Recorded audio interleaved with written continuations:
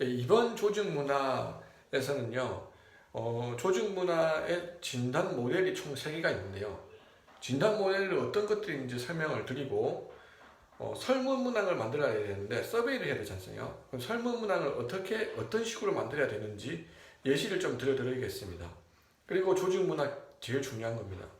개선활동, 조직문화 개선활동을 어떻게 해야 되는지 설명. 조직문화 진단 모델들에는 어떤 것들이 있습니까? 라는 질문을 해주셨습니다. 조직문화 진단 모델에는 특히 한 3가지 정도가 있습니다. 첫 번째로 톰 피터스의 7S 모델이 있습니다. 이 질문을 하는 건데요. 그 질문의 유형들이 이런 유형들을 갖고 있다는 겁니다. 중간에 공유 가치가 있고요. 각 옆으로 S자로 시작하는 영어 단어가 7개가 있는 겁니다. 전략, 구조, 시스템, 관리 스타일, 구성원, 핵심 역량 이라는 것으로 총 질문을 하는 겁니다. 이건 조직문화 진단이라기보다는 일종의 조직 진단 모델과 비슷하다고 할 수 있고요. 그 다음은 어떤 모델이 있냐? 로버트 키니라는 사람의 경쟁 가치 모델이 있습니다. 효과적인 조직의 특성을 찾고자 하는 진단 모델로서 사분면으로 나타낼 수 있거든요. 축으로 봤을 때 가로축은 사람과 조직, 목표, 이쪽은 미래지향, 현재에서 미래로 가는 모양입니다. 즉 한쪽이 강하면 한쪽은 약해질 수 있고요. 이쪽이 강하면 이쪽이 약해질 수가 있는 거죠. 이렇게 봤을 때 우리 조직은 예를 들면 공동체 지향의 성향이 굉장히 강하다. 사람 중심이고 미래지향적이다. 공동체 지향적이다. 구성원의 몰입과 응집력이 매우 중요하게 여기는 스타트업 같은 그런 조직의 분위기구나를 알 수 있는 형태입니다. 두 번째 형태는 목표 지향적이고 미래지향적이다. 혁신 성향이 큰 기업 문화입니다. 진취성과 도전 정신을 강조하는 IT 기술 회사의 초창기 버전 같은 그런 문화를 갖고 있는 문화라고 진단할 수 있습니다. 세 번째는 현재 굉장히 안정성을 추구하면서 목표 지향적이다. 성과 지향의 문화입니다. 이런 문화는 목표 달성을 굉장히 중요하게 여기고 효율성을 추구하기 때문에 B2B 기업, B2C 기업에 가장 많은 유형이라고 볼 수 있겠습니다. 네 번째는 위계지향인데요. 현재 안정적이고 사람을 중시하는 조직의 안정성을 추구하는 기업 문화입니다. 규정과 원칙들을 중시하는 공기업들에서 이런 성향들을 많이 보입니다. 우리 조직이 어떤 가치 모델을 선호하는 기업이냐를 진단할 수 있는 모델이 로버트 키니 모델이 되겠습니다. 세 번째는 다니엘 데니슨의 진단 모델이 있습니다. 로버트 키니 모델은 학장에서요. 총 12개 요인을 측정하는 프레임입니다.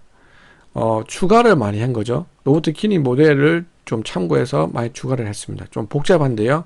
1, 4부면은 방향이 어디로 가느냐를 진단하는 거고요. 2, 4부면은 적응력을 진단하는 거죠. 3, 4부면은 참여도를 지향하는 거고요.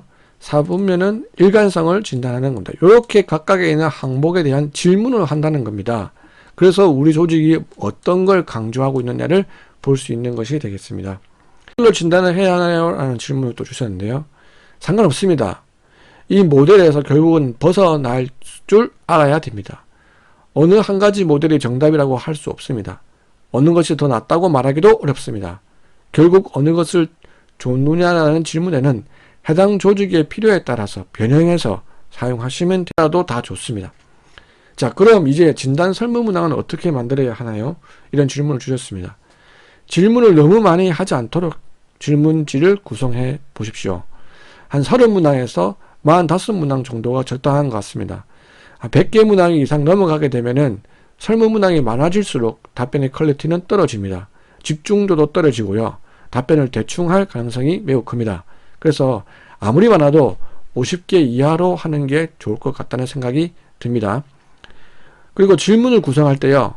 복수, 단수, 주관식 질문을 적절히 균형을 섞어오는 것이 좋을 것 같습니다. 다 5점 척도로 하게 되는데 그런 질문을 섞어야 돼요. 똑같은 질문에 하면 무조건 다 5점, 무조건 다 3점 이렇게 하는 경우가 있기 때문에 적절하게 질문을 섞는 것이 중요합니다. 예를 들어 볼게요. 1번 우리 조직은 새로운 지식과 기술 아이디어에 대해 개방적이다 라고 5점 촉구를 할 수 있겠죠. 그리고 2번 우리 조직은 기존의 문제를 전혀 다른 관점에서 생각해서 해결한다. 우리 조직은 새로운 시도에 필요한 자원을 적극적으로 지원한다. 우리 조직은 실패에 바라기보다는 새로운 시도를 더 높이 산다. 우리 조직에서는 여러 단계를 거쳐 설득하느라 참신한 아이디어가 무뎌진다. 안 좋은 질문이죠. 역질문을 하는 겁니다. 그러면 이 문장을 읽어보고 답변을 할 수밖에 없게 만들어 놓는 이런 장치를 넣는 겁니다. 그래서 질문 문항을 이렇게 만드시면 8번째, 어떻게 조직 문화 개선을 해야 하나요? 라는 질문을 해주셨습니다. 문제의 본질을 깨차고 조직 문화 개선을 활동을 하셔야 되고요. 경영진의 깊은 관심과 지지를 받으셔야 됩니다. 그래야 조직 문화가 개선됩니다. 앞에서 말씀드렸듯이 조직 문화는 오랜 시간 동안 이 조직에 보이지 않게 굳어진 믿고 있는 신용과 같은 것입니다. 쉽게 바뀌지 않습니다. 이벤트를 한번 한다고 해서 캠페인을 한번 한다고 해서 조직 문화가 쉽게 바뀌지 않습니다. 문제의 본질을 직원들의 부요시를 들어서 파악한 다음에 경영진의 깊은 관심과 지지를 받아서 하나씩 바꿔 나가야 됩니다. 자, 조직 진단을 해야 되겠죠. 조직 문화 진단과 직원 인터뷰, 임원 의견을 여러 가지를 청취한 다음에 문제의 본질을 찾아야 됩니다.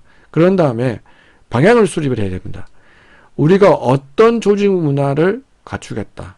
어떠한 문화를 갖추겠다. 여러 개가 나올 수 있습니다. 방향을 먼저 수립을 해야 됩니다. 이런 문화, 우리는 성과주의의 문화를 구축하겠다. 그러면 성과주의의 방향에 따라서 성과급을 어떻게 준다는 제도가 만들어지고 거기에 따라서 어떻게 연봉을 차별할 거가 나와지고 여러 가지가 나오는 겁니다. 결국은 방향이 먼저 나와야 됩니다. 그리고 거기에 따라서 개선 활동을 어떻게 하느냐.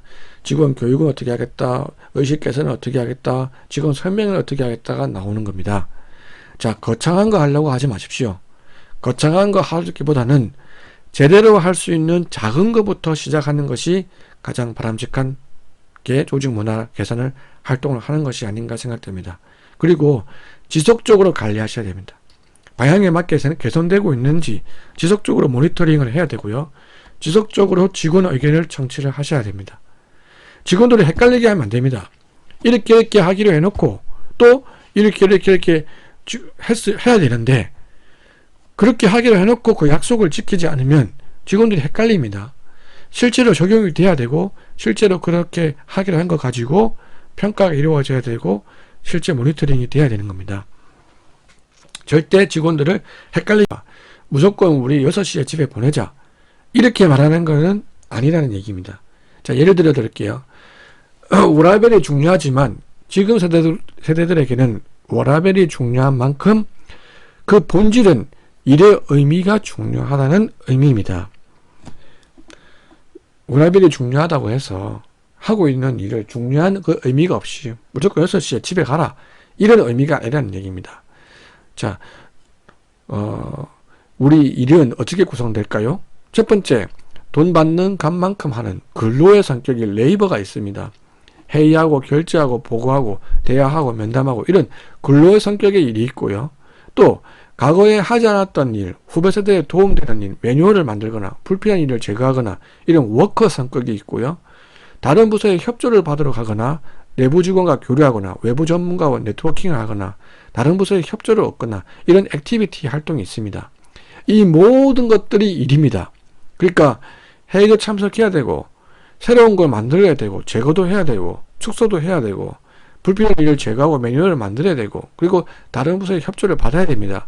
그런데 어떤 직원은 저는 제 일만 하고 싶어요. 다른 부서에 협조받고 이건 싫어요.